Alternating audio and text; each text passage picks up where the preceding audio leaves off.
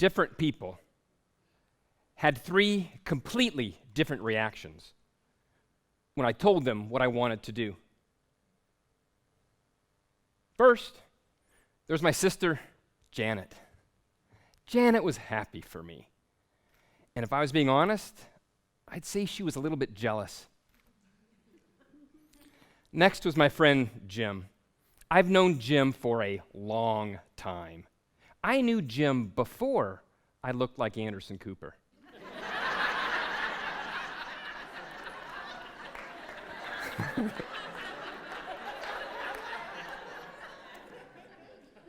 This guy called me a psychopath, and he was serious.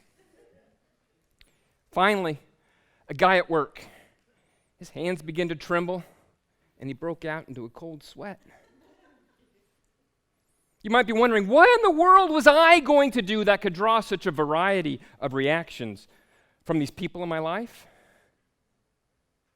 I told them I was going to be turning off my cell phone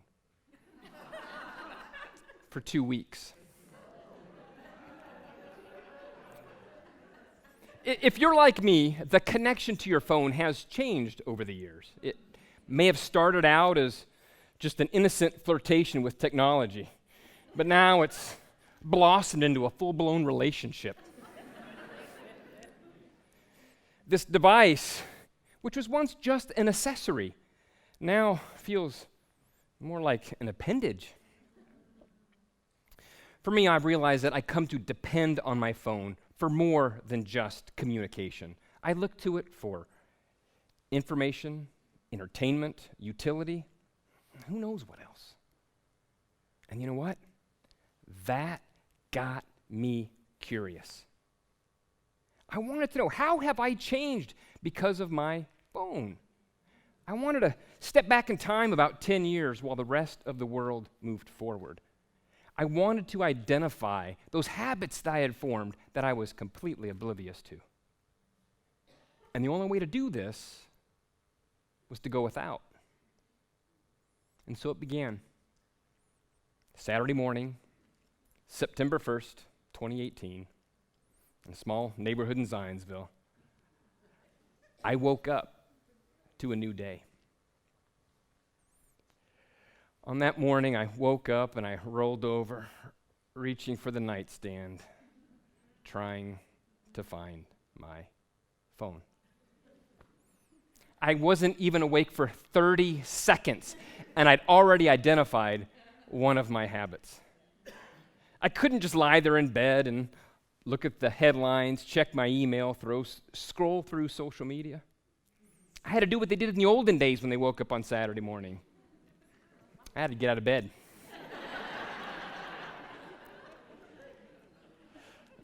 Lucky for me, I was meeting a woman at a local restaurant that morning, so I quickly had to get up and shower and change, and I was heading out the door, and I grabbed my wallet and my keys and my phone. Habit number 2. For the last several years, every time I left the house, I'd grab my wallet, my keys, and my phone. But not that day. I get to the restaurant, I'm seated, and I'm enjoying the morning's first cup of coffee. Nectar from the gods. And I wait, and I wait. I had no clue what time it was. I stopped wearing a watch years ago.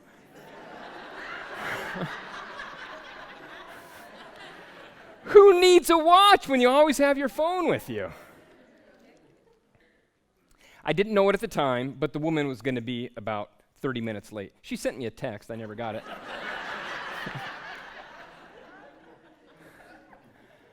So I just sat there with nothing to do. And that's when I absorbed my environment. I watched as a young toddler stood up in his booth, and he looked at the elderly couple sitting behind him. He looked at them, they looked at him, smiles on all their faces.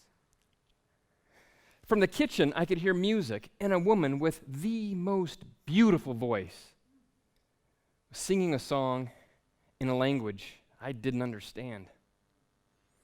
The servers walked by with food on their trays, and I could smell the aroma of a dozen different meals. I didn't need everything that my phone had to offer to occupy my mind. I had plenty right there in that restaurant. And in fact, I had an abundance. All I needed to do was to see it, to hear it, and to smell it. A few days into this 14-day journey, it became very evident that being without a phone wasn't affecting just me, but it was affecting those around me. And it gave some of them license to make fun of me. I get home from work one day, my son comes running up to me, Dad, we need to go to the grocery store. We're out of everything. We need milk, we need cereal, we need butter. Oh, wait a second, we don't need butter. You can churn your own now, can't you? Thanks a lot, kid. A guy at work comes up to me, complete exasperation on his face. Oh, Travis, whew, I'm so glad I found you. I saw your horse tied up in the parking lot.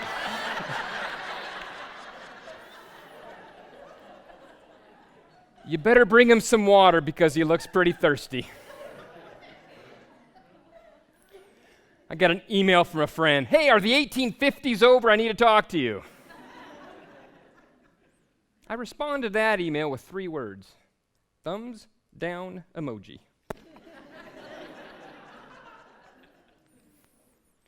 As I got to the end of my 14 days, I began to reflect on everything that I learned, everything that I felt, everything that I experienced. And it was very evident of all the things that the phone had replaced in my life. It replaced my flashlight, my watch, my alarm clock, trips to the bank, music CDs, my computer, maps, a calculator, and on and on and on. But what really spooked me was how it was beginning to replace my attention and my focus. And I didn't like that. I really enjoy taking walks in my neighborhood. And before I leave that front door, I grab my headphones, I plug them in, and I go. But I couldn't do it during this period of time. I still took my walks. And that's when I got to see the beautiful landscaping that my neighbors so lovingly cared for.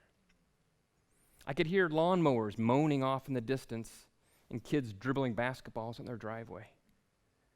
I could smell the fresh cut grass and my favorite, burgers cooking on the grill. I didn't need everything that my phone had to offer to occupy my mind. I had plenty right there in my neighborhood. And in fact, I had an abundance. All I needed to do was to see it, to hear it, and to smell it.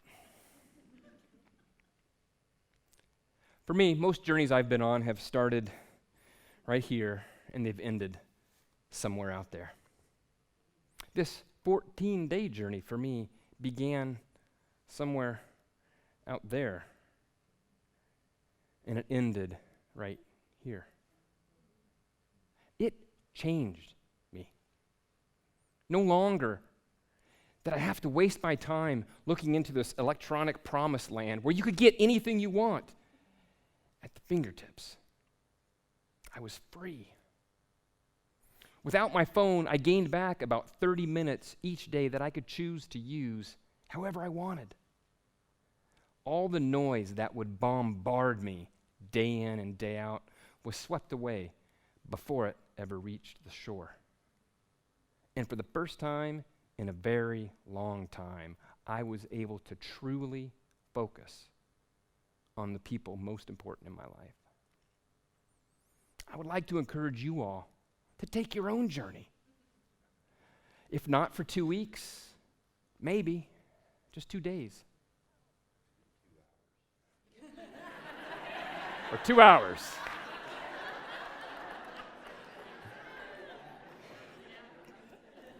Just being honest. But by then, you'll realize that you won't need everything that your phone has to offer to occupy your life. You have plenty right where you are. And in fact, you have an abundance. And then you'll finally get to see it and to hear it.